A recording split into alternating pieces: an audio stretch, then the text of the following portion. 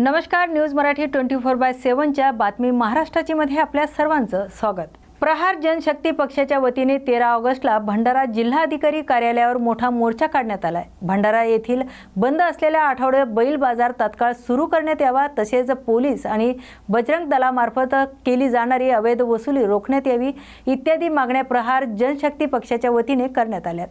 बऱ्याच दिवसापासून बैल बाजार बंद असल्यामुळे शेतकरी आणि व्यापाऱ्यांना मोठे नुकसान सहन करावे लागते।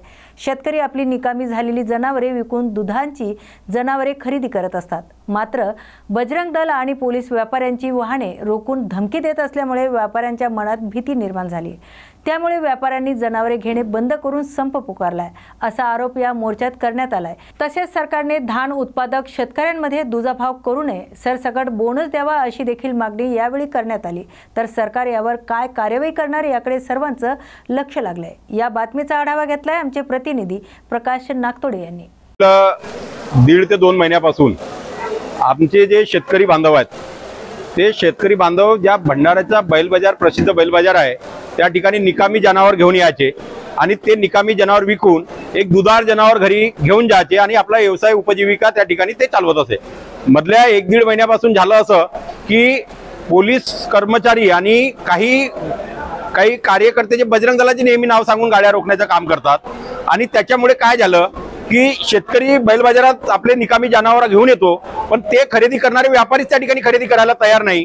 त्यांनी त्या ठिकाणी संप पुकारलेला आहे आणि म्हणून त्या शेतकऱ्याचे जी काही जनावरे आहेत ती जनावरं तिथं कोणी विकत घ्यायला तयार नाही। त्याला आल्या पावली ते परत न्यावं लागतात आणि ते त्याच्यामुळे त्या गाडी भाडा वगैरे हा त्या सर्व त्या शेतकऱ्यावर बसतो, त्याचा भुर्दंड बसतो। त्याचप्रमाणे आमची आजची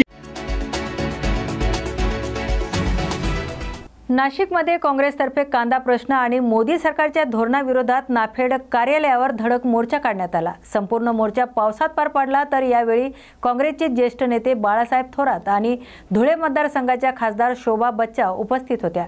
जिल्ह्यातील कांदा उत्पादक शेतकऱ्यांच्या नाफेड मार्फत लिलाव पद्धतीने कांदा खरेदी करावा आणि किमान 3000 हमी भाव द्यावा आणि नाफेडच्या कांदा खरेदीतील अनियमिततेची चौकशी करून दोषींवर कार्यवाही करावी अशी मागणी करण्यात आली। निषेध म्हणून नाफेडच्या अधिकाऱ्यांच्या गळ्यात कांद्याची माळ घालण्यात आल्या होत्या। या बातमीचा आढावा घेतलाय आमचे प्रतिनिधी राहुल वाहग यांनी। शेतकऱ्याकरता सुरू करतोय, आपण लक्षात ठेवा। आणि अनेक शेतकरी आंदोलन याची सुरुवात, अनेक शेतकरी आंदोलनाची सुरुवात जी झाली ती नाशिक कांदा प्रश्नावर जी पिळवणूक शेतकऱ्यांची होते आहे, त्या प्रश्नावर महाराष्ट्र प्रदेश काँग्रेस कमिटी, नाशिक जिल्हा काँग्रेस कमिटी शहरात सुद्धा सहभागी झालेला आहे। या सर्वांच्या वतीनं हा येथे आपण निवेदन देण्यासाठी म्हणून आजचा हा मोर्चा आयोजन केलेला आहे। अंजनगाव सुरजी तहसीलदार कार्यालयासमोर संघर्ष सामाजिक संघटनेतर्फे आंदोलन सुरू असून स्मार्ट प्रीपेड इलेक्ट्रिक मीटर लावणे त्वरित बंद करा, तसेच विजेचे दर कमी करून भविष्यातील प्रस्ताविक दरवाढ थांबवावी, शेतकऱ्यांचे कर्ज सरसकट माफ करून शेतकऱ्यांचा पीक विमा हा सरकारी कंपनी मार्फतच काढावा आणि तसा कायदा लागू करा। त्याचबरोबर वृद्ध शेतकरी, शेतमजूर, निराधार, अपंग यांच्या योजनेचे पैसे त्वरित द्या, सरकारी शाळेचे खासगीकरण बंद करा, जनसुरक्षा कायदा रद्द करा, शेतकऱ्यांना 100% कर्जमुक्ती देण्यात यावी अशा विविध मागण्या या संघटनेने केल्या आहेत। अंजनगाव सुरजीच्या तहसीलदार पुष्पा सोळंके यांना निवेदन सादर केले असून 15 ऑगस्टपर्यंत आमच्या मागण्या शासनाने मान्य केल्या नाहीत तर आम्ही 16 तारखेपासून पदयात्रा काढू आणि मुंबई मंत्रालयात जाऊन आंदोलन सुरू करू असा इशाराही त्यांनी यावेळी दिलाय। या बातमीचा आढावा घेतलाय आमचे प्रतिनिधी दीपक इंगळे यांनी। आपण अंजनगाव सुरजी तहसीलजवळ आलेलो आहोत। या ठिकाणी श्री जगदीश तायडे संघर्ष सामाजिक संघटनेचे अध्यक्ष जे उपोषणाला बसलेले आहेत, तरी आपण त्यांच्याकडून त्यांची काय प्रतिक्रिया आहे ते जाणून घेऊ। साहेब, आपल्याला काय म्हणायचं आहे? आम्ही उपोषणासाठी बसलो शेतकऱ्यांच्या कर्जमुक्तीसाठी। शेतकऱ्याला हमीभाव मिळाला पाहिजे आणि युवकांना रोजगार मिळाला पाहिजे। नाही रोजगार तर त्यांना कुठलेही गावखेड्यापासून तर अमरावती जिल्ह्यापर्यंत कोणत्याही उपनगरातली जमीन ही ई क्लासमध्ये ई क्लासमधली जमीन त्यांना देऊन त्यांना आर्थिक सहाय्य करून त्यांना प्रत्येक समाजाच्या माणसाला व्यवसायासाठी उद्योगधंद्यासाठी जमीन दिली पाहिजे शासनानं. शासन फक्त दोनच माणसाला मदत करते, एक अंबानी आणि एक अदानी. हो बरोबर. हां, तर आमचं म्हणणं असं आहे की गावखेड्यातल्या प्रत्येक माणसाला जमीन देऊन त्यांचा उदरनिर्वाहासाठी त्यांना आर्थिक मदत करून व्यवसायासाठी त्यांना दिली पाहिजे. शेतकऱ्यांना कर्जमाफ केलं पाहिजे. आणि आता नवीन फंडा आणला शासनानं स्मार्ट मीटरचा. एवढं स्मार्ट मीटर एवढं ताकदनं फिरून आलं की सर्वसाधारण माणूस त्याचं बिल भरू शकत नाही. त्याच्यानं आमचं म्हणणं असं आहे की ते स्मार्ट मीटर लावणं बंद करा आणि ज्यांना लावलं असेल ते काढून टाका. नाही तर मग त्याचा उद्रेक होईल, लोकांना रस्त्यावर येऊन ते मीटर फोडावं लागतील आणि MSEBीचा त्याला त्रास होईल. कारण की ते मीटरच एवढ्या ताकदनं फिरतात की एका दिवशी 12 ते 13 युनिट फिरतात ते आणि सर्वसाधारण ते भरू शकत नाही. त्याच्यासाठी आणि त्याला कोर्टानं स्टे पण दिलेला आहे की स्मार्ट बसू नका आणि मुख्यमंत्री साहेबांनी पण सांगितलं की ते स्मार्ट मीटर बसू नका. पण MSEBीवाले ते बसवत आहेत. त्याच्यावर काही ना काही बंदोबस्त करू. आणि त्याच्यानंतर शेतकऱ्यांचा हा आपलं जंगली जनावरांपासून खूप त्रास आहे, तो त्रास बंद करा. बरं साहेब, तुम्ही इथं किती दिवसापासून आंदोलन 11 तारखेला 11 वाजतापासून उपोषणाला इथं बसलेला. बरं, या बाबतीचं निवेदन तुम्ही तहसीलदारांना दिलेलं आहे? साहेबांना दिलेलं आहे, पण त्यांची अजून काही प्रतिक्रिया आलेली नाही.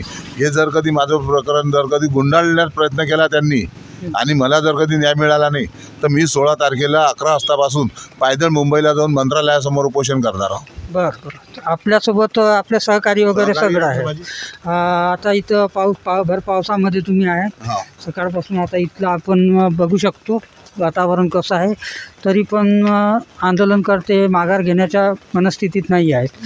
तरी त्यांनी माझं सरकारला निवेदन आहे की त्यांनी आंदोलनकर्त्यांचा एकदा तरी विचार करून पुढचा निर्णय घ्यावा. धन्यवाद.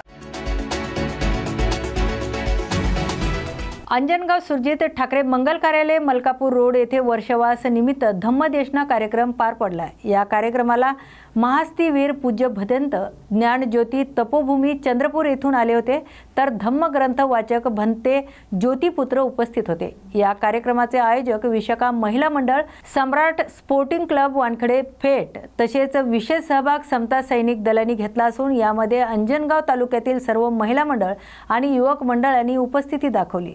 या बातमीचा आढावा घेतलाय आमचे प्रतिनिधी दीपक इंगळे यांनी.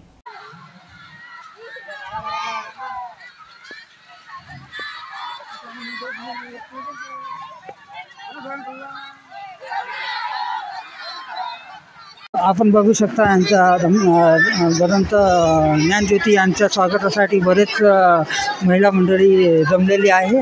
तरी आपण बघू शकता त्या साईडनं आणि या साईडनं पूर्ण त्यांच्या स्वागतासाठी लोक आलेले आहेत, जमलेले आहेत. तरी आपण त्यांचा थोडा वेळ आणखी वाट बघणार आहोत. अंजनगाव नगरीमध्ये मंगलमय वातावरणात हा संपूर्ण अंजनगाव नगरवासियांनी त्याचबरोबर समता सैनिक दलाच्या विशेष सहभागाने आयोजित केलेला आहे. आणि हे भीमनगरमधील या विहारामध्ये या नगरवासियांनी अत्यंत सुव्यवस्था ज्ञानज्योती भंतेजी यांच्या धम्मदेशनेकरिता केलेली आहे.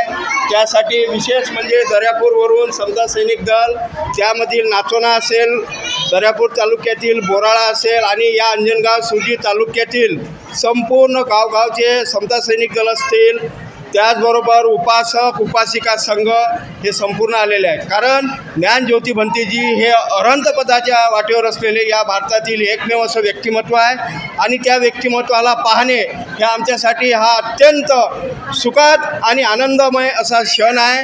आणि आम्हाला दुःखातून मुक्त होण्याकरिता भंतेजीला पाहणे हे अत्यंत गरजेचं आहे. बरोबर सर, बरोबर. आज आपण यांचे मनोगत ऐकले आणि आपल्याला खरंच वाटते की आपल्या मनात भदंत ज्ञानज्योती यांच्याबद्दल किती आपुलकी आहे. हे तुम्ही पाहू शकता. हे सगळे लोक जे आहेत हे सगळे बाहेर गावचे आहेत, बाहेर गावावरून आले आणि यांच्या मनात किती आदर आहे आणि किती हे आहे हे सगळं हे बघू शकता आपण. समता दल सैनिकांचे सैनिक आहेत आणि आपण बघू शकता. खरंच आज खूप आनंदाचा क्षण आहे. आजचा हा कार्यक्रम वर्षामध्ये असल्या कारणामुळे आपण बघू शकता खूप गर्दी जमलेली आहे इथं. नमस्कार, मी दीपक इंगळे, न्यूज मराठी 24/7 मधून आज आपण इथे अंजनगाव सुर्जी येथे आयोजित करण्यात आलेल्या एका कार्यक्रमामध्ये आलेलो आहोत. त्या कार्यक्रमासाठी भदंत ज्ञानज्योती सर आलेले आहेत आणि त्यांच्या आपल्या समता सैनिक दलाकडून आठवले मॅडम हे आपल्याला 2 शब्द सांगतील अशी त्यांना सांग. माझं नाव नंदा आठवले, तालुका अध्यक्ष. आज भीमनगरमध्ये सर्व सैनिक समता सैनिक दल उपासक आणि सर्व बालमित्र तिथं उपस्थित झालेले आहेत आणि ज्ञानज्योती भंतीजी आपल्या भीमनगरमध्ये इथं थोडं कार्यक्रम घेण्यासाठी येणार आहेत आणि अभिवादन त्यांना आम्ही करणार आहे. एवढंच बोलतो म्हणजे जय भीम. सगळं वेगवेगळं नाचण्याची पण आहे. माझं नाव निलिमा वानकडे आणि दर्यापूर तालुक्यातून आलेलं आहे. आम्हाला निमंत्रण पत्रिका आमचे सिद्धार्थ सावळे अध्यक्ष यांनी आम्हाला निमंत्रण पत्रिका दिली आणि त्यांच्यानुसार आम्ही इथे पोचलेलो आहे भीमनगरला आणि ज्ञानज्योती भंतीजी येणार आहेत आणि त्यांचं आम्ही अभिनंदन करणार आहे. जय भीम. माझे नाव इंदू संजय इंगोले. मी नाचण्यावरून आलेली आहे. दर्यापूर तालुक्यामध्ये नाचणा गाव आहे. त्या गावामध्ये आम्ही सगळे समता सैनिक दलाच्या महिला उपस्थित झालेला आहोत अंजनगाव सुर्जीमध्ये आणि त्याचनंतर आम्हाला ज्ञानज्योती भंतीजीचं आम्हाला अभिनंदन करायचं आहे. 2 शब्द बोलून मी सगळ्या समता सैनिक दलामार्फत जय भीम करते. जय भीम. खूप खूप धन्यवाद ताई यांनी आपल्या प्रतिक्रिया दिली आणि ते आपल्याला प्रतिक्रिया देणार आहे. जय भीम. मी अनिता थोरात बोराड्यावरून बोलत आहे. त्रिरत्न महिला मंडळासोबत आणलेला आहे. चालेल, चांगली प्रतिक्रिया आज मिळालेली आहे आपल्याला. भदंत यांचे आगमन आता थोड्याच वेळात होणार आहे, तरी आपण त्यांचीच वाट बघत आहोत.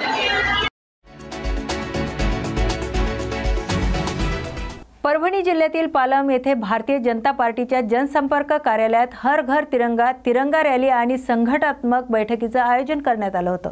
यावेळी सर्वप्रथम भारतीय जनता पार्टीचे जिल्हा सचिव केशवराव शिरस्कर यांना भावपूर्ण श्रद्धांजली अर्पण करण्यात आली. यानंतर बैठकीमध्ये अनेक महत्त्वाच्या विषयावर चर्चा करण्यात आली. या बैठकीला भारतीय जनता पार्टीचे जिल्हा अध्यक्ष, तालुका अध्यक्ष, युवा अध्यक्ष यासह अनेक मान्यवर प्रामुख्याने उपस्थित होते. या बातमीचा आढावा घेतलाय आमचे प्रतिनिधी शांतीलाल शर्मा यांनी.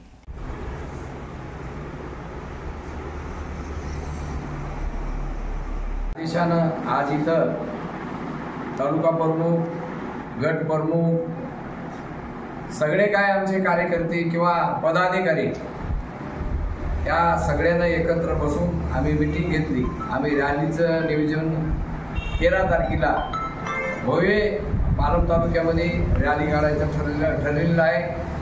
प्रत्येक हर घर तिरंगा, हर घर तिरंगा, हातात तिरंगा, लहान मुलाच्या हातात देऊन तिरंगा फडकायचा आहे. हे निश्चित आज आम्ही आमच्या बैठकीमध्ये ठरवलं. आमची टीम, आमचे कार्यकर्ते टोटल आमचे कामाला लागलेले. तसंच हे पाकिट जे दिलेलं आहे लाडक्या बहिणीला, त्या लाडक्या बहिणीला देवा भाऊला हे पाकिटामध्ये राखी टाकून आपलं म्हणणं काय ते म्हणणं ह्या पाकिटामध्ये द्यायचं आहे. आणि किती देतात, किती एका गावातून होईल, किती ह्या परिसरातून आपल्याला पाठवता येतील, एवढेच आपल्याला कमी पडतील. आपल्याला पाकिट कमी पडावं पण द्यायचं कमी पडू नये एवढं बोलतो मी. माझं थोडक्यात आदरणीय देवेंद्र फडणवीस साहेब यांनी असतील जे गेलेल्या काळामध्ये महिला सक्षमीकरणासाठी जे कामं केले, जे लाडकी बहीण असेल, महिलांना आता केंद्रामध्ये आपण 33% आरक्षण आमदार खासदारचे इलेक्शनमध्ये दिले, त्या सर्वांगीण महिलांचा जो काही विकास झालाय त्या अनुषंगाने महिलांना धन्यवाद देण्यासाठी आणि कालपूर्व झालेला रक्षाबंधनाच्या कार्यक्रमाच्या अनुषंगाने आमचा देवाभाऊ हा कार्यक्रम या ठिकाणी भारतीय जनता पार्टीतर्फे आम्ही या ठिकाणी राबवण्यात येत आहे. आणि दुसरा म्हणजे भारतीय स्वातंत्र्य दिनानिमित्त भारतीय स्वातंत्र्याचा गौरव करण्यासाठी, भारतीय स्वातंत्र्य सैनिकांचा गौरव करण्यासाठी आम्ही या ठिकाणी तिरंगा यात्रेचं पण या ठिकाणी आयोजन करण्यात आलेलं आहे. दिनांक 13 तारखेला पालम शहरामध्ये मोठ्या प्रमाणात तिरंगा रॅली होणार आहे. तरी तुमच्या माध्यमातून मी संबंध पालम तालुक्यातील जे लोक आहेत त्यांना मी आवाहन करण्यात येते की आपण त्या तिरंगा रॅलीत मोठ्या प्रमाणात सामील होऊन भारत देशाचा गौरव वाढवण्यामध्ये आपण सामील आहोत एवढीच या ठिकाणी मी विनंती करतो. नागपूर सिव्हिल लाईन प्रेस क्लबमध्ये एक ऐतिहासिक साहित्य क्षण साकारला गेला आहे. लेखन रोशन भेंडारकर आणि निलय चेटेराज यांनी त्यांच्या नवं पुस्तक द फायर ऑफ सिंदूरचे भव्य प्रकाशन केलं. हे पुस्तक अहमदाबाद येथील राईट इंडिया पब्लिशर्स यांनी प्रकाशित केलं आहे. तर 22 एप्रिल 2025 रोजी काश्मीरमध्ये झालेल्या दहशतवादी हल्ल्याने 26 निरपराध नागरिकांचा बळी घेतला. या घटनेपासून सुरू झालेल्या ऑपरेशन सिंदूरचा आढावा लेखकांनी घेतलाय. तर द फायर ऑफ सिंदूर हे केवळ लष्करी तपशिलावर आधारित नसून यात सैनिक, गुप्तचर अधिकारी आणि POK मधील नागरिकांच्या अनुभवाची मानवी दृष्टिकोनातून सादरीकरण केलं आहे. या प्रकाशन सोहळ्याला अनेक पत्रकार, सामाजिक कार्यकर्ते, साहित्यप्रेमी आणि इतर मान्यवर उपस्थित होते. या बातमीचा आढावा घेतलाय आमचे प्रतिनिधी पंकज जोशी यांनी. स्पेन के राष्ट्रपति को अपनी किताब दी है, स्पेन के प्राइम मिनिस्टर को किताब दी क्या है, स्पेन में एम्बेसी मोदी जी को नहीं दी है क्या बोले, मोदी जी को नहीं दी, मोदी जी को हमने मेल डाले थे, उनका टाइम शेड्यूल होने की वजह से वो बोल रहे कि वेट करो 1-2 महीना टाइम लगेगा. देश के लिए किताब लिख रहे हो, देश के प्रधानमंत्री वेट के लिए हमने इन्फॉर्म तो किया सभी को, सर को लाने वाले हैं. जब 12 मई तक का जो हलचल है मेन वो मैंने पूरा कैप्चर किया है. 12 तारीख के बाद जो घटना है उसके ऊपर वहां पर अनफॉर्चुनेटली नहीं आ सकता. सर ये जो किताब है इसमें सत्यता कितनी है? जो जिन्होंने इस ऑपरेशन में वाकई में भाग लिया, जिनको पता है, उन्होंने अगर ये किताब लिखी रही थी ये बात अलग थी, क्योंकि प्रॉपर वो ऑपरेशन में थे. जबकि आपने सिर्फ जो घटना घटी है, जो आपको पता है, उसका सिर्फ विश्लेषण किया है जर्नलिस्ट के तौर पर आपको लगता नहीं है कि इस ऑपरेशन में जो लोग थे उनको आपसे बेहतर पता है? ये भी बात बहुत से लोगों को पता है कि जो ऑपरेशन हुआ है, ऐसी बहुत सी बातें हैं जो अभी तक सामने नहीं आई, लोगों के सामने नहीं है. इंडियन गवर्नमेंट ने भी शायद वो सुरक्षा के दृष्टिकोण से वो बातें लोगों तक नहीं बताई. बिल्कुल सही, बिल्कुल सही. ये आपने बिल्कुल सही बात बोले कि उन्होंने सुरक्षा के दृष्टिकोण से, लेकिन हमने जिनका इंटरव्यू लिए है वो उससे काफी हद तक इससे डायरेक्टली नहीं जुड़े हुए थे, लेकिन इनडायरेक्टली जुड़े हुए थे. तो कहा जाता है कनेक्टिंग द डॉट्स. अगर आपको मालूम है ये डॉट है, ये डॉट है, तो आपको मालूम है कि ये कनेक्टिंग या तो स्ट्रेट लाइन है या फिर कर्व है. तो हमने उसका मैक्सिमम जो ये किया, उसके आधार पर ये किताब लिखी गई है. और मुख्य चीज जो है वो है टेक्निकल पर्सपेक्टिव. ब्रह्मोस का रेंज कितना है, बैलिस्टिक मिसाइल और क्रूज मिसाइल, इसके बीच में डिफरेंस क्या है, हमारा जो स्तर है आक्रमण करने का वो किस लेवल का था, क्या हम साउथ एशिया में उस लेवल पे पहुंच चुके जहां कोई हमको थ्रेटन नहीं कर सकता. वो सारा कुछ मैंने यहाँ पर टेक्निकल जो एक्सपर्टीज है वो मेरा है. सर मेरा एक सवाल है जी. संसद माझं नाव रोशन भोंडेकर, मी तुमचाच राहणार आहे. माझ्यासोबत आहेत निलय चटराजी, जे माझे गुरु आहेत इंजिनिअरिंग कॉलेजपासून. 2005 मध्ये आम्ही पासआउट झालो आणि त्यावेळेस सर मी कॉलेजला होते. निलय सर सध्या नागपूरला असतात, मी सध्या स्पेनला असतो. माझं मूळचं गाव आहे देवसर. आम्ही सर एक पुस्तक लिहिली. त्या पुस्तकाचा संदर्भ असा आहे की ऑपरेशन सिंदूर कशा प्रकारे 2025 मध्ये 22 एप्रिल पासून 12 मे मध्ये काय काय घडलं या गोष्टीचं आम्ही रिपोर्टिंग केलेलं आहे. प्रत्येक इव्हेंट्स मध्ये काय गोष्टी घडल्या, भारताच्या होम मिनिस्ट्रीने, डिफेन्स मिनिस्ट्रीने काय काय केलं, त्या इव्हेंटला आम्ही मुद्देसूद मांडलेला आहे. त्यामध्ये माझा रोल जो आहे त्या स्टोरीमध्ये आम्ही प्रत्येक इव्हेंटला रिसर्च करून त्या गोष्टी लोकांपुढे आणण्याचा प्रयत्न केलेला आहे. ती पुस्तक जी आहे फक्त माझी एकट्याची किंवा निलासरांची नाही, त्यामध्ये जवळपास 8 लोक आहोत आम्ही आणि 8 लोक मिळून हे पुस्तक लिहिली आहे. आणि त्यामध्ये बरेच जे लोक आहेत ते सगळे पत्रकार लोक आहेत. तात्पर्य हे आहे आमचं की ऑपरेशन सिंदूरमध्ये काही लोकांना वाटतं की हा पॉलिटिकल इश्यू होता, काही लोकांना वाटतं की पॉलिटिकल नरेशन होता. ते टॉपिक वगळता आम्ही बाकी टॉपिक घडामोडी काय घडल्या ऍज अ जर्नलिस्टिक वे ते आम्ही सांगण्याचा प्रयत्न केला आहे. आणि देशाच्या पलीकडे जाऊन जे लोक भारतीय मूळचे आहेत त्या लोकांची इंटरव्ह्यू आम्ही घेतलेले आहे की त्यांना काय वाटतं ऑपरेशन सिंदूर हे टीव्हीवर बघितल्यावर त्यांना काय वाटतं आम्ही ते मांडलेलं आहे. असे 45 लोकांचे कोर्स आहेत, त्यामध्ये इंजिनियर्स आहेत, बिझनेसमॅन लोक आहेत, जर्मनीचे लोक आहेत, स्पेनचे लोक आहेत. ह्या सगळ्या गोष्टीचा लेखाजोखा आम्ही शॉर्ट पुस्तकामध्ये मांडलेला आहे. हा पहिला मुद्दा. दुसरा मुद्दा आमचा आहे की जे पण पुस्तकातून रॉयल्टी आपल्याला मिळत आहे ना, त्या रॉयल्टीचा 100% पैसा अनाथ मुलांच्या शिक्षणाकरता आपण खर्च करतो. असं नाही की पैसा मला किंवा निलय सरांना खर्च स्वतः घ्यायचा आहे, तर पैसा सोसायटी करताय. आता मला सांगायचं असं आहे की निलय सरांनी जे त्या पुस्तकामध्ये मेहनत केली त्यांचे अनालिसिस होता की टेक्निकल काय काय गोष्टी वापरलो आपण, स्काल्प मिसाईल होत्या, हॅमर बॅम होत्या, कुठले कुठले सॅटेलाइट वापरलो त्याबद्दल सर सांगतील. त्यांचा व्यक्तिगत एक्सपिरियन्स कसा होता पुस्तकाबद्दल ते सरांकडे समजून घेण्याचा प्रयत्न करू. Sir what do you? नमस्कार, मेरा नाम निलय चट्टराज है, हिंदी होंगे, और मैं पिछले 30 साल से इलेक्ट्रॉनिक कम्युनिकेशन एंड वॉरफेयर पर मैं पढ़ा रहा हूँ. मैंने इंजीनियरिंग कॉलेज में काफी लेक्चर्स लिए.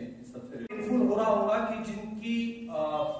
जिन बंदों को मारा गया उनका रिलीजियन या उनका धर्म पूछ कर तो वो बड़ी पीड़ा हुई थी.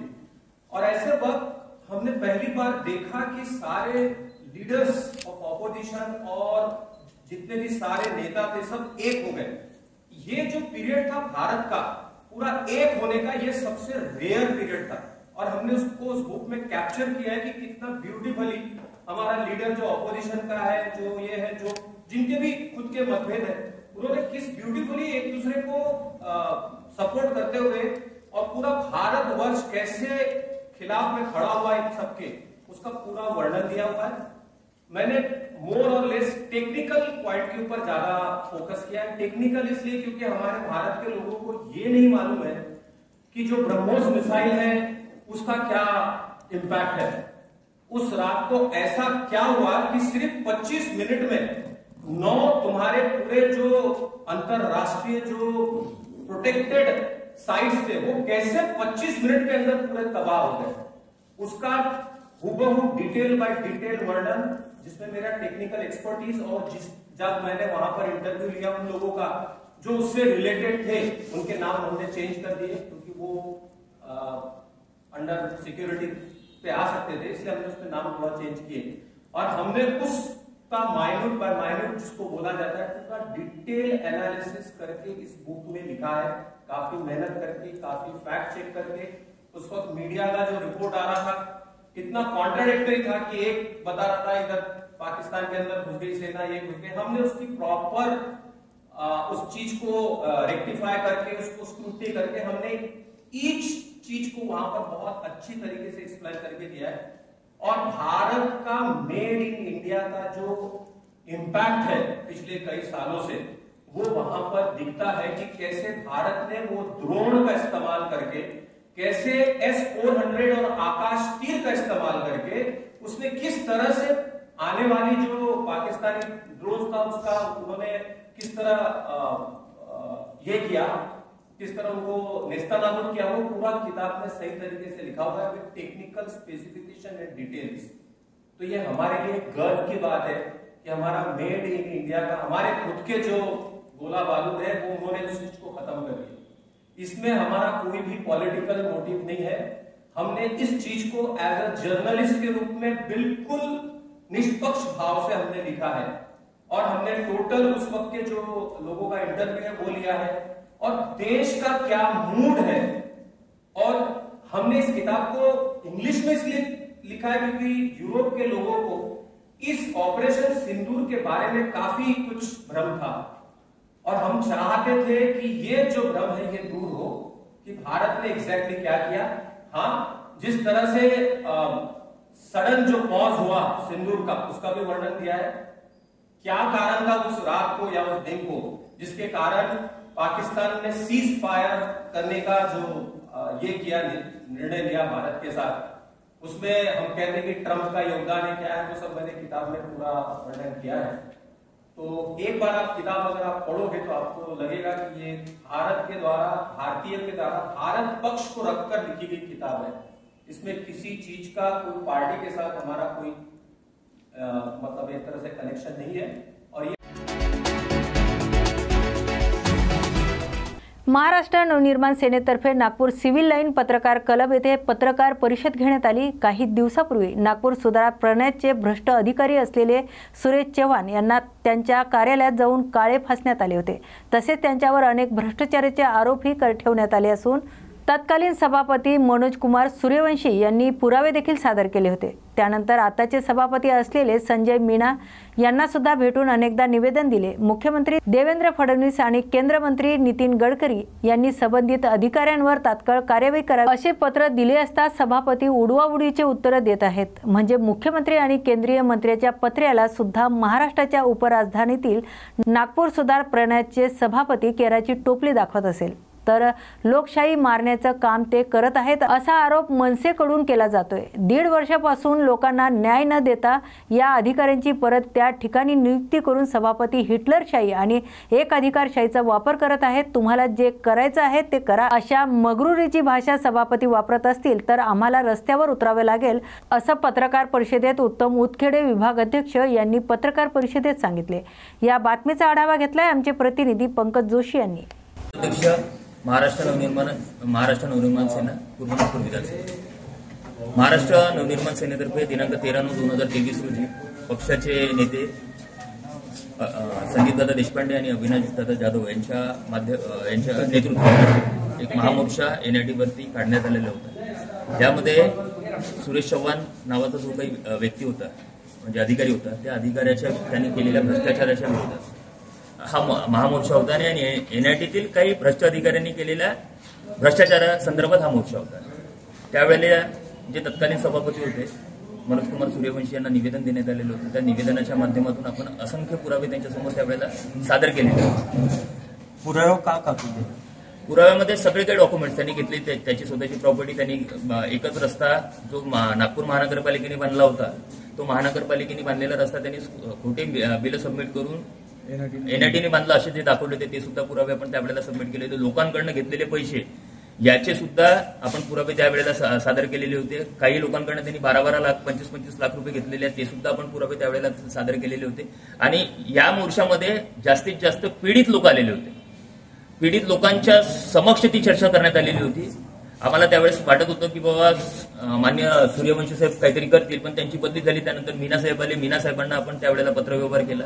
माननीय उपमुख्यमंत्री आताचे मुख्यमंत्री आणि त्यावेळेसचे उपमुख्यमंत्री यांना सुद्धा आपण 2दा पत्रव्यवहार केला। त्यांनी सुद्धा त्याच्यावरती तात्काळ कारवाई करा असे दिशानिर्देश त्याच दिवशी दिल्याच्या नंतर आज ते पत्र कुठेही नागपूर सुधार प्रणालीच्या कोणत्याही गोष्टीमध्ये ते दिसून राहिलेले नाही, रेकॉर्डवरतीच नाही।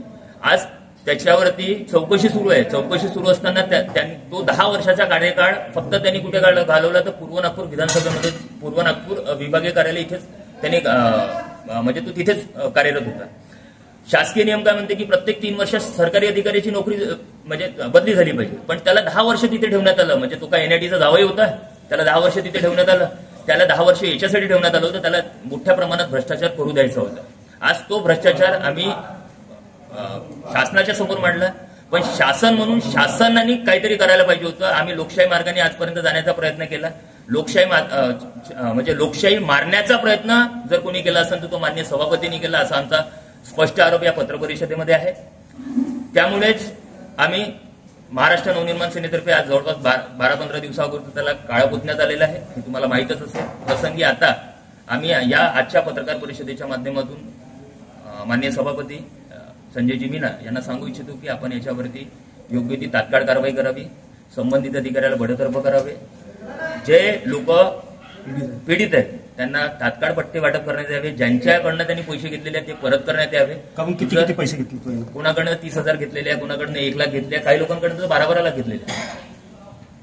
तर हे पैसे त्यांना तात्काळ परत करण्यात यावे, कारण की शेवटी शासन म्हणून ती त्यांची जबाबदारी आहे, बरोबर आहे। आणि जर असं जर लवकरात लवकर त्यांनी नाही केलं तर भविष्यात तुम्हाला माहिती आहे महाराष्ट्र नवनिर्माण सेना काय करू शकते। घर बी काय घेतलं होतं, कसं काय 2.5 करोडचं घर आहे त्याचं, त्यांनी घर घेतलेलं नाही। तो एक प्रसंग असा आहे की त्यांनी 6 वर्षात ज्याच्या वडिलाच्या नावावरती फक्त 2 एकर प्रॉपर्टी आहे, 2 भाऊ आहेत, ते फक्त 2 एकर प्रॉपर्टी आहे, नागपुरात येऊन राहिला तो अधिकारी 2014 पासून 2018च्या कार्यकाळामध्ये 2.5 करोडचा बंगला बांधून राहिलेला आहे। पैसा आला कुठं एवढा, त्याच्या घराच्या फोटोग्राफ्स पासून सगळ्याच गोष्टी आहेत आपल्याकडे। त्यांनी आपल्या 750 नावे प्लॉट घेतलं आणि त्याच्यावरती 5 मजलीची फ्लॅट स्कीमचं काम चालू आहे। पैसा आला कुठून? त्यांनी स्वतःचा ऍड्रेस जो दिलेला आहे तो सुद्धा सासऱ्याचा दिलेला आहे, हे त्याचं घर। हे बातमी घेऊन तुला सांगतो मनसेची आता समोरची भूमिका काय? आम्ही पत्रकार परिषदेच्या माध्यमातून तेच सांगतो संजय मीना साहेबांना की त्यांनी लवकरात लवकर कारवाई करावी, अन्यथा आम्ही रस्त्यावरती उतरू आणि महाराष्ट्र नवनिर्माण सेनेचा मग ऋषाला मीना साहेबांनी समोर जावे.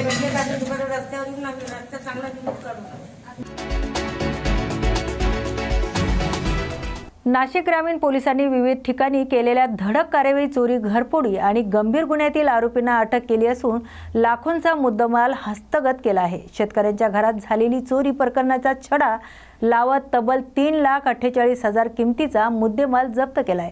तर अंमली पदार्थ विरोधी मोहिमेत 8 लाख किमतीचा गांजा जप्त करून आरोपीला अटक केली असून NDPS कायद्यान्वये गुन्हा दाखल करण्यात आलाय.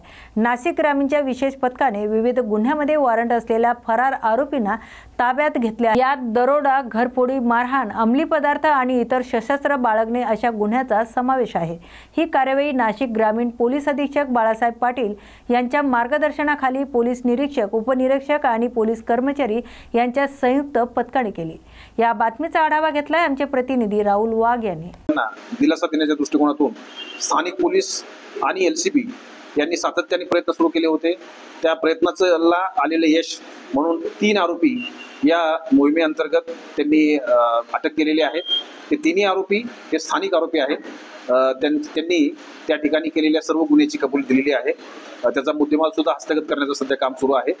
यामधले जे इतर आरोपी होते त्यांनी या ठिकाणी गुन्हे केल्यानंतर रायगड जिल्ह्यातील पाली पोलीस स्टेशनच्या हद्दीमध्ये सुद्धा गुन्हा केलेला आहे. तो गुन्हा परत जात असताना रायगड पोलिसांनी त्यांना अटक केलेली आहे. त्यामुळे ते 4 आरोपी आणि आम्ही पकडलेले 3 आरोपी असे 7 आरोपी या संपूर्ण प्रकरणामध्ये निष्पन्न झालेले आहेत. आणि त्यांनी या 3 पोलीस स्टेशनच्या हद्दीमध्ये वेगवेगळ्या प्रकारचे गुन्हे कसे केलेले आहेत याबाबतची कबुली दिलेली आहे. या एरियामध्ये जे दहशतीचं वातावरण होतं ते दहशतीचं वातावरण कमी होण्यासाठी निश्चितपणे या कारवाईची मदत होईल.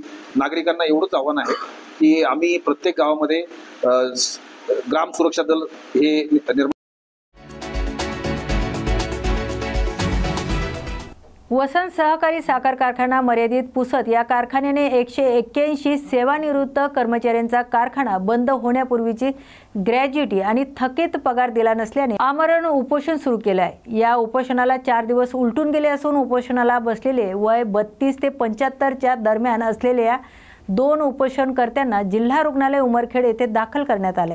कामगार संघटनेचे तात्या मुळे आणि वसंत सहकारी साखर कारखान्याचे सर्व सेवानिवृत्त कर्मचारी यांनी प्रतिक्रिया दिल्या असून उपोषणकर्त्यांची दखल प्रशासनाने घेतली नाही. तसेच सेवानिवृत्त कर्मचारी देयक जोपर्यंत मिळत नाही तोपर्यंत उपोषण सुरूच राहणार असून अजून तीव्र आंदोलन करण्याचा इशारा देखील त्यांनी दिला आहे. या बातमीचा आढावा घेतलाय आमचे प्रतिनिधी संतोष आडे यांनी. नमस्कार साहेब, न्यूज मराठी 24/7 मध्ये आपलं स्वागत आहे. दिनांक 11/8/2025 पासून जे वसंत सहकारी साखर कारखान्याचे कर्मचारी आहेत रिटायर झालेले, त्या कर्मचाऱ्याच्या थकीत देयक मिळवण्यासाठी कोर्टाचे आदेश देऊन मिळालेले नाही, त्याच्याकरिता आमरण उपोषण चालू आहे. आणि 5 लोकांमधून 2 लोकांची प्रकृती गंभीर आहे. तर आपलं मत काय सर? 181 लोकांचा मागच्या अनेक दिवसापासूनचा प्रश्न आहे. त्यांचा प्रश्न रास्त आहे. आज अनेक कर्मचारी त्या ठिकाणी नाहीत सुद्धा आणि अनेकांचं वय झालं. त्यांची मागणी अतिशय रास्त आहे. वास्तविक पाहता ही मागणी यापूर्वीच खूप दिवसापूर्वीच पूर्ण व्हायला पाहिजे होती, परंतु अजून झाली नाही. हे निश्चितपणानं दुर्दैव आहे. तेव्हा ती मागणी लवकरात लवकर पूर्ण व्हावी यासाठी आपण प्रयत्न करू. आत्ताच मी SDOकडे या संबंधानं गेलो होतो.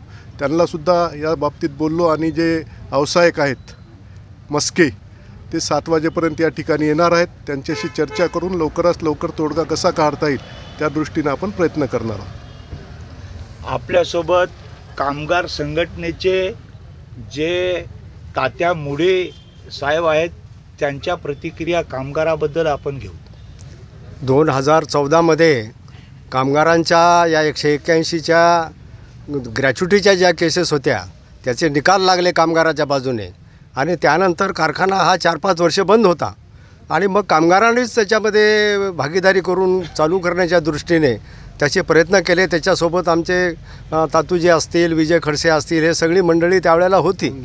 तर असं आमचं जे काही करार झाला एक किंवा हे जी काही रक्कम आहे कामगारांची 181 कामगारांची आणि जे काही थकीत पगार आहे 6 कोटी रुपये ते त्याच्याही बी भाड्यापट्ट्यामधून पैसे घेऊन ते त्याचे थकीत पगार वाटप केले पाहिजे अशा प्रकारे आमचा एक करार झाला युनियनसोबत व्यावसायिकाने आम्ही आणि त्याच्यानंतर हे जे करार झाला हे करार आम्ही हायकोर्टात घेऊन गेलो, प्रोसेस दाखल केलं. व्यावसायिक वगैरे सगळी मंडळी होती, 5-6 पार्ट्या आहेत त्याच्यामध्ये, सगळ्यांनी मिळून प्रोसेस दाखल केलं आणि हायकोर्टाने त्याच्यावर ऑर्डर केली आणि त्या ऑर्डरप्रमाणे 4,76,00,000 रुपये ग्रॅच्युटीची रक्कम शिल्लक आहे तर ती आम्हाला मिळावी याच्यासाठी आम्ही आज या उपोषण सुरू झालेलं आहे आणि थकीत पगारही त्याच्यामध्ये मिळावा याकरिता आम्ही उपोषणचं सुरू आहे. आपल्यासोबत ज्या कारखान्याची वसंत सहकारी साखर कारखान्याच्या संबंधित एक ज्येष्ठ पत्रकार म्हणून विलासरावजी चव्हाण काका आहेत, त्यांच्या प्रतिक्रिया आपण जाणून घेऊ. बोला साहेब. वसंत सहकारी साखर कारखान्याचे सेवानिवृत्त 181 कर्मचारी यांना त्यांच्या ग्रॅज्युटीची रक्कम व्याजासह द्यावी असा आदेश माननीय उच्च न्यायालयाचा व माननीय कामगार न्यायालयाचा असताना देखील आज जवळपास 3 वर्षापासून कामगारांचा संघर्ष चालू आहे. आत्ताच मोठे तात्यांनी सगळं सांगितलं तुम्हाला. त्याप्रमाणे निगरगट्ट प्रशासन, साखर प्रशासन त्यावर कुठली ॲक्शन घ्यायला तयार नाही. 11 तारखेपासून 5 कर्मचारी इथं आमरण उपोषणाला बसल्यात. त्यापैकी 2 अतिशय त्याची तब्येत गंभीर झाल्यामुळे त्यांना दवाखान्यात ॲडमिट केला आहे. परंतु आज नवीन आलेला व्यावसायिक केशव मस्के हा अजिबात दखल घ्यायला तयार नाही. 15 दिवसापूर्वी आम्ही नोटीस दिली. त्या नोटीसमध्ये वास्तविक पाहता भंगार विक्रीतून यांचं ग्रॅज्युटीची रक्कम द्यावी असे आदेश असताना 1 कोटीच्या वर 1,26,00,000 भंगार जवळपास विक्री झालेला आहे. पैसा जमा आहे, पेशीटसुद्धा रेडी आहेत, व्याजासह ते पैसे द्यायला पाहिजे परंतु ते द्यायला तो टाळाटाळ करीत आहे. एवढंही प्रशासन निगरगट्ट झालेलं आहे आणि इथलं स्थानिक आमदार असो किंवा कुठले वरिष्ठ अधिकारी असो, RJD असो, साखर आयुक्त असो यांचंसुद्धा दखल घ्यायला हे सुद्धा तयार नाहीत. आम्ही आयुक्तापर्यंत बोललो, RJDला बोललो, सगळ्याला आमचे कॉन्टॅक्ट चालू आहेत परंतु देत नाही. आता तातूभाऊला सांगितलं त्यांनी की बाबा 5 वाजता आम्ही येणार आहोत, पाहू काय होते. नाही झालं तर तीव्र आंदोलन होणार आहे. हे ॲडमिट झाले तरी दुसरे 5 आम्ही भेटणार, मंडप काय खाली होणार नाही. त्यामुळे हे आंदोलन जोपर्यंत पैसे भेटणार नाही तोपर्यंत चालू राहील. जालना जिल्ह्यातील भोकरदन तालुक्यातील जवखेडा ठोंबरे येथील भोकरदन पंचायत समिती कार्यालयाजवळ अतिक्रमणधारक आमरण उपोषण करण्यासाठी बसले आहेत. दरम्यान ग्रामपंचायत कार्यालयाच्या वतीने देण्यात येणारा नमुना नंबर 8 वरती मूळ मालकाचं नाव नोंद करावे अशा विविध मागण्यांसाठी उपोषण करण्यात येत आहे. तसेच जोपर्यंत आम्हाला शासनाच्या अधिकाऱ्याकडून न्याय देण्यात येत नाही तोपर्यंत उपोषण सोडणार नसल्याचा पवित्रा उपोषणकर्त्यांनी घेतलाय. या बातमीचा आढावा घेतलाय आमचे प्रतिनिधी कमल किशोर जोगदंडे यांनी. ठोंबरे उपोषणकर्ता जवखेडा ठोंबरे, आमची प्रमुख मागणी आहे, आम्ही यासाठी या ठिकाणी बसलेलो आहोत की आम्हाला जो पुरावा शासनाचा घरकुल योजनेसाठी लागतो तो म्हणजे नमुना नंबर 8. पण ग्रामपंचायतनं शासनाने काय केलं, या अगोदरच त्या नोंदीवर नमुना नंबर 8ला ग्रामपंचायत मूळ मालक दाखवून आणि भोगवतदारमध्ये तो मालक ठरवलेला आहे. त्यामुळं आम्हाला अनेक अडचणी येतात. दुसरा विषय असा आमचा आहे की 362 गायरान जमिनीमध्ये सुद्धा 1972 पासून लोक राहतात. त्या ठिकाणी त्यांना सुद्धा या नमुना नंबरच्या आज या ठिकाणी अडचणी येत आहे. त्या आमच्या अडचणी दूर व्हावा यासाठी आम्ही उपोषण करत आहोत. जोपर्यंत आम्हाला न्याय मिळणार नाही तोपर्यंत आम्ही हे उपोषण मागे घेणार नाही. याची प्रति साहेबांनी नोंद घ्यावी अशी आमची विनंती आहे. माझं नाव शिवाजी अंकुशराव ठोंबरे, जवखेडा ठोंबरे, तालुका भोकरदन, जिल्हा जालना. मी आज या ठिकाणी भोकरदन पंचायत समिती कार्यालयासमोर जवखेडा ठोंबरे येथील रहिवासी, समर्थनगर येथील सर्व रहिवासी या ठिकाणी उपोषणास बसलेलो आहोत. उपोषणास बसण्याचं कारण असं आहे की आम्ही या ठिकाणी 1965 पासून वास्तव्य करत आहोत. तो गट क्रमांक 362 आहे. त्याच्यामध्ये आम्ही जवळपास 150 पेक्षा जास्त नागरिक या ठिकाणी वास्तव्य करतो. ते आम्हाला वास्तव्य करत असताना आम्ही बांधलेले आमचे पक्के घरं हे ग्रामपंचायतने नमुना नंबर 8 मध्ये नोंद घ्यावी आणि ती नोंद जर घेत नसेल तर आम्ही माननीय पंचायत समिती कार्यालय या ठिकाणून आमचं उपोषण हटवणार नाही.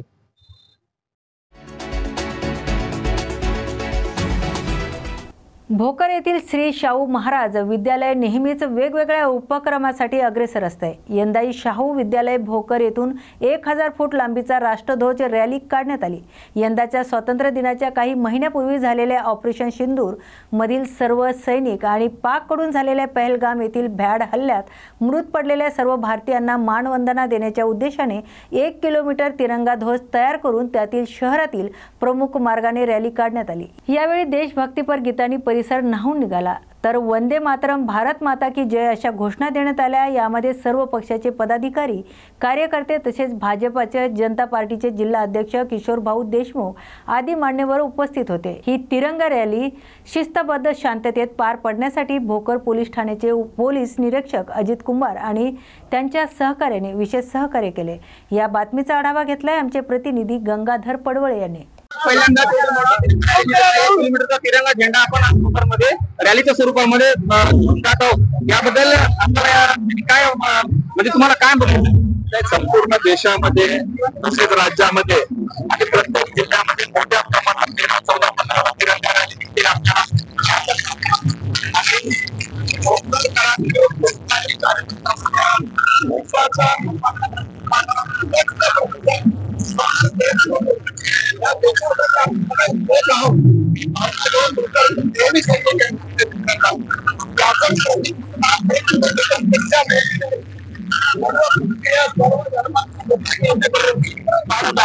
आपल्याला जाणीव आहे यावेळेचा तिरंगा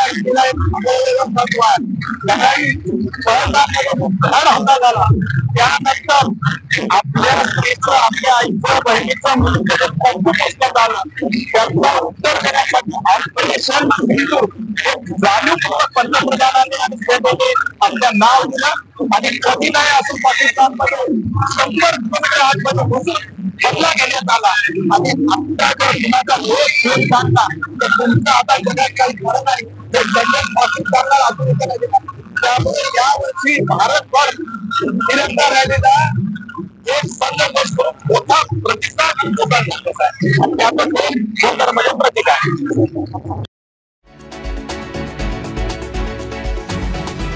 मुंबईतील Borivali west IC happy home सोसायटीमध्ये सकाळपासूनच मराठी विरुद्ध गुजराती हा मुद्दा चर्चेत आलाय। जुन्या वादावरून गुजराती विकासक आणि मराठी खरेदीदार यांच्यात हाणामारी झाली। हा वाद गुजराती विरुद्ध मराठी असा झाल्याने महाराष्ट्र नवनिर्माण सेनेच्या कार्यकर्त्यांनी सोसायटीत जाऊन गोंधळ घातलाय।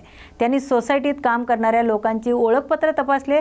मनसे कार्यकर्त्यांचं म्हणणं आहे की बिल्डरने फ्लॅट खरेदीदारांच्या फ्लॅटची जागा जाणून बुजून कमी केली। आम्ही याबद्दल बिल्डरशी बोललो तेव्हा बिल्डर आमच्याशी भांडला। त्यानंतर हे प्रकरण MHB पोलीस ठाण्यात पोहोचले। IC हॅपी होम सोसायटीचा एक CCTV व्हायरल होतोय, ज्यामध्ये गुजराती विकासक आणि मराठी खरेदीदार यांच्यात हाणामारी होताना दिसत आहे। त्यानंतर सोसायटीत दोन्ही बाजूचे रहिवासी जमले। हे प्रकरण पोलीस ठाण्यात पोहोचल्यानंतर पोलीस पक्षाचे जबाब घेऊन प्रकरणाची चौकशी करत आहेत। विकासकांचे म्हणणं आहे की मुद्दा मराठी विरुद्ध गुजराती नाही, हे जाणून बुजून केले जात आहे। जुन्या वादामुळे हाणामारीची घटना जाणून बुजून घडवली गेली। फ्लॅट खरेदी करणाऱ्याने जाणून बुजून मराठी विरुद्ध गुजराती असा मुद्दा निर्माण केलाय। आम्ही 45 वर्षापासून मुंबईत राहतो, त्यामुळे हा वाद आता कोणतं वळण घेणार हे पाहण्याजोगं ठरणार आहे। या बातमीचा आढावा घेतलाय आमचे प्रतिनिधी संतोष देवकर यांनी। सांगा आणि काय नेमके पूर्ण प्रकरण आहे जो गुजराती जे विकासक आहे मराठी माणसाचे हात उघडण्याचा विषय पूर्ण बाहेर आलेला आहे, तर काय नेमके प्रकरण आहे? काय ह्या प्रोजेक्ट 2009 पासून चालू आहे। या प्रोजेक्ट मध्ये 2 बिल्डर चेंज झालेले आहेत। आम्हाला 2022 ला पोझिशन दिलेलं आहे। त्याच्या अगोदर यांनी जो आम्हाला एरिया दिलेला तो 1030चा एरिया दिलेला, त्यांनी आमचं विदाउट NOC घेता त्यांनी या प्लॅन मध्ये अमेंडमेंट केली। ओके, प्लॅन मध्ये अमेंडमेंट करून तो एरिया आमचा कमी केला, आमची बॅल्कनी त्यांनी केली। त्याचे जो एरिया कमी केला त्याच्या पैशासाठी हा वारंवार अभिजित भाऊ जात होते त्यांच्याकडे, तर त्यांनी त्यावेळेस तुला जे उखड नाही देगा अशा सगळ्या भाषा करायला लागला। तर त्यांनी त्यांच्या विरुद्ध कंप्लेंट केली MHB पोलीस तक्रार। कंप्लेंट केल्यानंतर MHB पोलीस साळुंके साहेबांनी त्यांना जबाब देण्यासाठी हजर राहण्यास सांगितलं। काल त्यांना एक पत्र पाठवलं जबाब देण्यासाठी हजर राहावा। हजर राहण्यासाठी त्यांना जबाब दिल्यानंतर त्याला तो राग आला आणि आज मी सकाळी कामाला जात असताना मी त्याला खाली तो भेटताना मी त्याला इग्नोर करून पुढे कामाला जात होतो। तर त्यांनी मला बोलून मला शिवीगाळ केली, मला मारहाण केली। बोललो तुम्ही मराठी लोकांच्या खूप गांडीला दाद आलाय, तुम्हाला सोडणार नाही, तुमची पोरं स्कूलला कशी जातात मी बघतो, तुम्ही कामाला कशी जातात मी बघतो. म्हणजे अशा एवढा मुजोरी त्याला चढलेली आहे ना. आमच्या बिल्डिंगला ना फायर NOC आहे ना, आमच्या बिल्डिंगला CC आहे. आम्ही स्वतःचा जीव धोक्यामध्ये घालून तिथे राहतोय. याला जबाब विचारत हा प्रत्येक वेळी बोलतो तुम्ही जावा कोर्टात, तुम्ही हे करा. आणि आता मला त्याच्यानंतर मारहाण केली, मला मारहाण केली तर केली. त्याच्यानंतर तो माझ्या घरी गेला, माझ्या घरी घेऊन माझ्या आईला, माझ्या बायकोला, माझ्या भाच्याला धमकी दिली की तुम्ही तुमच्या याला समजवा नाही तर याला आम्ही जीवे मारू. हे जे पहिलं जे आपण तक्रार पोलिसांना केली होती त्या विषयावरती पोलिसांकडनं काही कारवाई त्यांनी उद्या पोलिसांनी त्यांना स्टेटमेंटसाठी बोलवलं आहे. पोलिसांकडे तुम्ही गेलात कसे? पहिलं तो बोला पोलिसांकडे जा, आणि जर आम्ही आता पोलिसांकडे गेलो तर त्याला आता तो इगो आलाय की बाबा तू पोलिसांकडे गेलास कसा, तू कंप्लेंट माझी केलीस कशी, तुमचा आम्ही बघतो. आणि त्याचा राग त्यांनी मी दिसलो नाही म्हणून माझ्या भावावरती काढला त्यांनी. तो राग माझ्याकडनं तक्रार करण्यात आली आहे आणि आता ते झालंय केस त्यांच्याकडे आलाय. आता ते उद्या पोलिसांनी बोलवलंय त्यांना, तर आता माहिती नाही आता पुढे काय होतं. तर त्याचा राग त्यांनी सगळा इकडे काढला. आणि ह्याच्यामध्ये असं पण नाही की त्यांनी तर काढलं, त्याचे वॉचमॅन येऊन ह्याला पकडलं, त्याची माणसं आली त्याला मारायला. पोलीस बोलले की आम्ही कारवाई करू, आम्ही आमची केस कंप्लेंट केलेली आहे. आता पोलीस मोठ्या साहेबांनी आम्हाला आश्वासन दिले की त्याच्यावरती आम्ही कारवाई करू. पहिले तर आपलं नाव सांगा आणि जे काल घटना घडलेली आहे त्याबद्दल आपण माहिती द्या. मनसेकडनं असं बोलण्यात जातं की मराठी माणसाला मारहाण करण्यात आली आहे. तो जुना वाद आपला आहे. पोलिसांकडनं तक्रार सुद्धा घेतलेली आहे. पूर्ण काय पूर्ण प्रकरण आहे? नाही, हा चुकीचा प्रश्न आहे. मी पण मुंबईकर आहे आणि मी 48 मतलब 48 साल मधून इकडे राहत आहे. माझी मराठी इतकी चांग नाही काय की मी बेसिकली गुजराती आहे. पण मी फक्त हे सांगते की मी पहिला भारतीय आहे. आणि दुसरं मला कहायचं आहे की भारतीय होण्याने मुंबईवर आम्ही 50 वर्षापासून मुंबईमध्ये आहे. आणि दुसरा एक कहायचं आहे की हा जे प्रकल्प जे happy home IC colony road number 5 वर मी घेतला आहे, तर 140 कुटुंब रोडवर होते. ते लोक बिल्डरनी त्यांचे फ्लॅट विकून टाकले. त्यांचा पूर्ण प्रकल्प नव्हता, ते लोकची आजीजी होती. आणि हा प्रकल्प मी जुलै 2021ला हायकोर्टमध्ये मला सांगितलं की तुम्ही पूर्ण करा. आणि मी हा प्रकरण पूर्ण करायला तयारी दाखवली. नंतर काही अडचण येत आहे. आणि हा 4 वर्ष झाले. आता प्रोजेक्ट पूर्ण झाल्याच्या पुनरावृत्त आहे. परंतु एकत्रित मारहाण कशासाठी करण्यात आली? CCTV मध्ये जे व्हिडिओ व्हायरल होत आहे त्यामध्ये मारहाण करण्यात येताना दिसत आहे. नाही, त्यांनी पहिला अटॅक माझ्यावर त्यांनी केला आहे. स्वबचाव मध्ये कोई पण माणसला तुम्ही अगर अटॅक केला तर स्वबचाव मध्ये त्याचा पूर्ण हक आहे की स्वबचाव मध्ये ते करणार. पण जे CC फुटेज मध्ये ते दाखवते आहे ना, हे चुकीचा दाखवत आहे, एडिट करून दाखवते आहे. ओरिजिनल माझ्याकडे आहे, मी तुम्हाला देत आहे. त्यांनी पहिला आमच्या वादविवाद झाल्यानंतर त्यांनी पहिला माझ्यावर अटॅक केला आणि नंतर माझ्यावर जरी अटॅक केला तर मी काय करणार? मी स्वबचाव मध्ये तर भगवाननी आणि कोणी पण सांगितलं की तुम्ही स्वबचाव करा. मी स्वबचाव करायला तयार झालो. आणखीन माझं कहण्याचं आहे की मला त्याच्याकडे काही जास्त वादविवाद नव्हता. मी त्याला काय सांगत होता की भाई तुझ्या ना माझा पूर्ण हिसाब झालेला आहे. तुझे फ्लॅटचा एरिया कमी झाला तर तुझे पैसे मी कापून टाकले आहे. दुसरा तुला फ्लॅटचा पोझिशन दिला आहे. तुम्ही सांगितलं की मला इंटेरियर करून द्या कमी भावातून. तुम्ही माझे मोठे भाऊ आहे तर मी त्याला इंटेरियर पण करून माझी टीम टाकून करून दिला. त्याच्यामध्ये काही लोकांचे अजून पैसे बाकी आहे, ते पैसे पण ते देत नाही. पण आम्ही ते चालू. परंतु ते माझा एक दिवस मला बोलवून घरी सांगतो की भाई ह्याचे पैसे तू देऊन टाक, हे माझा दोस्तार आहे, हा माझा मित्र आहे. पण काय होतंय की मी एकला दिले तर दुसऱ्या सोसायटीमध्ये जो 11-12 जणांचे परचेसरचे पैसे द्यायचे आहेत, अगर त्यांना अन्याय होणार ना. आज मी एकला दिले पैसे तर दुसरे अन्याय मी काय सांगतो, मी देणार, सगळ्याला पैसे देणार. म्हणजे जुना विकासक आहे ज्यांनी पैसे 5 करोड रुपये मला 13 करोड 4 करोड 90 लाख रुपये मला घ्यायचे आहे, ते देत ना. आता मी कोर्टामध्ये जाऊ तर मला प्रॉब्लेम होणार. तर आम्ही आता तयारी करत आहोत कोर्टामध्ये जायची. पण आम्ही परचेसर जे होय जुने ते सगळे नौकारचे परचेसर आहे.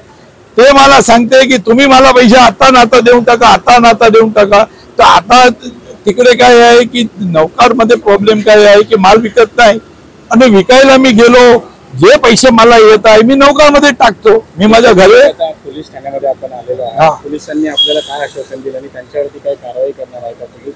काय पोलिसनी आता मला काही आश्वासन दिला नाही. पोलिसनी सांगितलं की आम्ही तुम्हाला दोघेला तुम्ही ते थांबा, आम्ही दोघेला बोलवते आणि दोघेला बोलतो काय निर्णय होते ते आम्ही तुम्हाला सांगतो. मला काही हे भाषा विवाद हे कारीगरचे हे मला काही वादविवाद नाही आहे.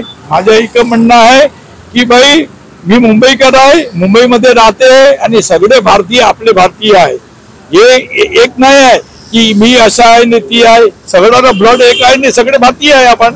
आणि मी काय सांगते की भारत आपण नागरिक आहे तर भारतीय आहे ना, पहिलं भारतीय आहे नंतर आपण मुंबईकर आहे नंतर मी गुजराती आहे पण पहिला तर मी भारतीय आहे ना. तर आता मला एक म्हणणं आहे अशाच नव्या आणि ताज्या बातम्या पाहण्यासाठी पाहत राहा न्यूज मराठी 24/7. नवा भारत नवा विचार.